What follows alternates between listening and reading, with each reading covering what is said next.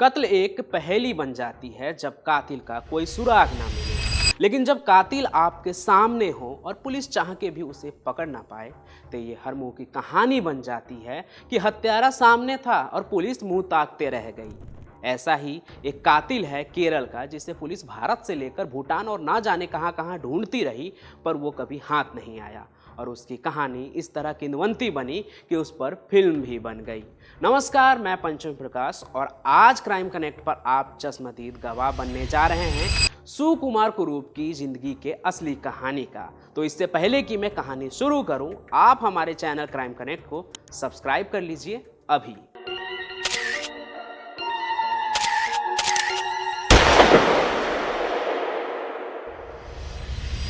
22 जनवरी 1984 को सुबह 4 बजे केरल के मावलीकारा पुलिस स्टेशन में कोई खबर देने आया कि एक खेत में एम्बेसडर कार में आग लग गई है और उसमें ड्राइवर सीट पर बैठा आदमी जिंदा जल गया।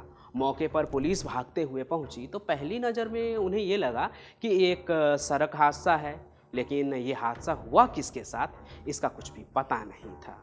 जैसे ही ये जो एम्बेसडर कार में आग लगने की खबर जो है वो फैली तो मौके पर भास्कर पिल्लई नाम का एक शख्स पहुंचा। फिर कार और उसके अंदर जले हुए लाश का हुलिया देखकर रोने लगा, क्योंकि कार के अंदर उसके भाई सुकुमार कुरूप की लाश थी। उसका भाई कुछ दिन पहले ही खाड़ी के देश से लौटा था और किसी काम से बीते रात निकला। पुलिस के लिए यह राहत की बात थी कि लाश की पहचान हो गई और ये हादसा था, नहीं तो उन्हें कई एंगल पर जांच करनी होती। उधर घर वाले इमोशनल हो रहे थे और इधर पुलिस अपनी बाकी की फॉर्मेलिटी पूरी कर रहे थे। तभी कुछ ऐसा दिखा और पता चला कि पुलिस की राहत आफत में बदल गई और ये पूरा केस 180 डिग्री तक घूम गया। क्योंकि जब कार में जो आग लगी थी वो पूरी तरह से बुझ गई तो पुलिस ने देखा कि उसके अंदर जो आदमी बैठा था, जो अब लाश है, उसके हाथ बंधे हुए हैं। और मौके पर जो कुछ लोग चश्मदीद मौजूद थे उन्होंने बताया कि घटना के बाद उन्होंने कुछ लोग को दूसरे कार में बैठकर जाते हुए देखा। और सिर्फ यही नहीं, जली हुई कार के आसपास पेट्रोल की गंध थी और खेत में मौजूद थे पैर के चप्पल, कई निशान, माचिस और रबर के दस्ताने थे जिसमें इंसानी बाल लगे हुए थे। मतलब साफ था कि ये कोई एक्सीडेंट नहीं था, बल्कि किसी ने सोच समझकर सुकुमार कुरूप को जान से मार दिया और इसे हादसा दिखाना चाह रहे थे। लेकिन एक सवाल ये भी था कि आखिर कुरूप को मारने वाला हत्यारा कौन है, और इस सवाल से ही पुलिस का जो शक है वो कुरूप के घर वालों पर बना। लेकिन शक को सच में बदलने के लिए ज़रूरत थी सबूत की, इसलिए पुलिस ने पोस्टमार्टम रिपोर्ट का इंतजार करना ही सही समझा और कोई हंगामा न हो इसलिए कुरूप के लाश को उसके घर वाले को सौंप दिया, लेकिन एक शर्त पर कि उसका दाह संस्कार न करे बल्कि उसे दफना दे। और पुलिस का ये स्टेप काफ़ी समझदारी वाला साबित हुआ, क्योंकि जब पोस्टमार्टम रिपोर्ट आई तो पता चला कि मरने वाला कुरूप एयर पाइप जो है उसका, यानी उसकी सांस की नली, उसमें धुआं था ही नहीं। मतलब उसकी मौत जलकर नहीं हुई बल्कि नशे की हालत में मार कर फिर उसे जलाया गया, क्योंकि मरने वाले के पेट में अल्कोहल का अंश भी मिला। और ये तो कुछ भी नहीं है, असली ट्विस्ट तब आया जब ये पता चला कि सुकुमार कुरूप जो है वो जिंदा है। लेकिन अगर वो जिंदा है तो घर वालों ने जानबूझकर किसी और के लाश की अंतिम क्रिया क्यों की? और अगर ये कुरूप जिंदा है तो मरने वाला कौन है? पुलिस ने जांच की तो पता चला कि मरने वाला फिल्म रिप्रेजेंटेटिव चाको था और उसे मारने की पूरी साजिश जो है वो सुकुमार कुरूप, उसके भाई और 2 लोगों ने मिलकर रची थी। कुरूप तो पुलिस के हाथ नहीं लगा, लेकिन बाकी को पुलिस ने उठा लिया और फिर जो कहानी पुलिस के सामने आई वो सच में सिर को घुमा देने वाला था।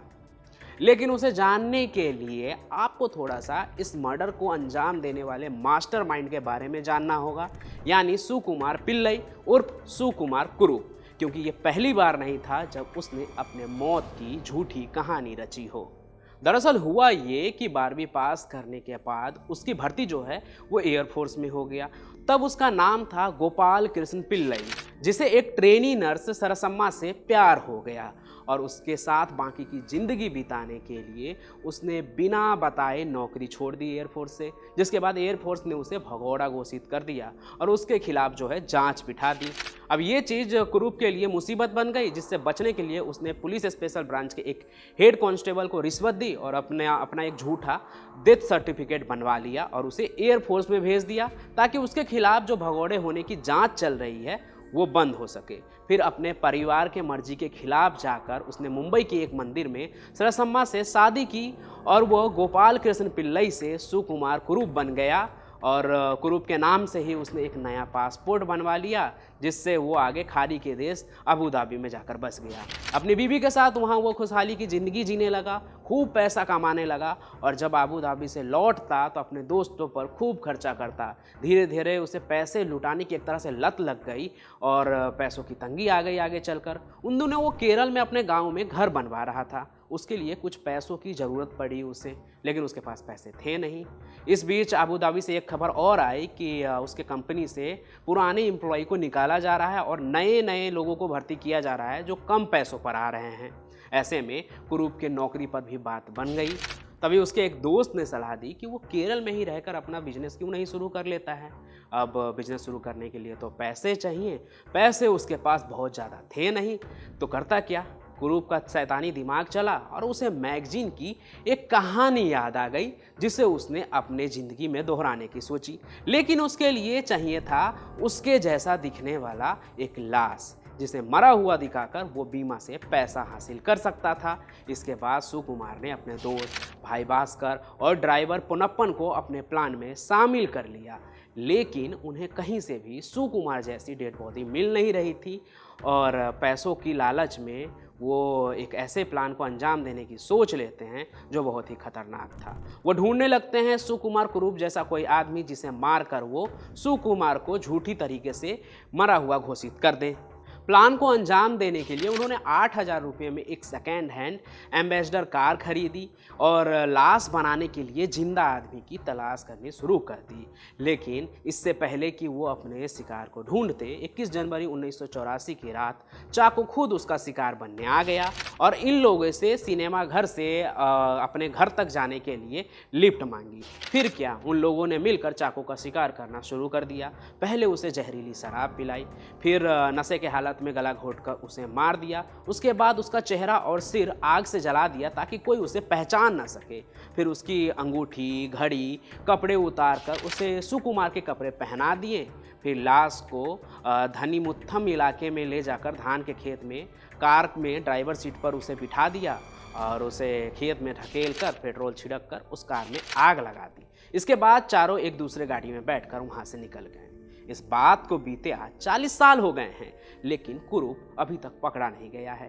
तलाश भरपूर हुई भारत के तमाम शहर में और उसके बाद विदेश में भी, लेकिन कभी भी कुरूप हाथ नहीं आए। पुलिस के हाथ लगा तो सिर्फ नाकामी, क्योंकि पुलिस हर बार मुखबिरी पर सुकुमार को पकड़ते पकड़ते रह जाते थे। उस दौरान ही एक नर्स का कहना था कि इस बात की बहुत कम उम्मीद है कि सुकुमार अब जिंदा होगा, क्योंकि उसे कोई गंभीर बीमारी थी और उससे मर गया होगा। लेकिन फिर भी अगर ये मान ले कि वो जिंदा है तो आज के तारीख में वो 77 साल का होगा, लेकिन अभी भी आज़ाद है।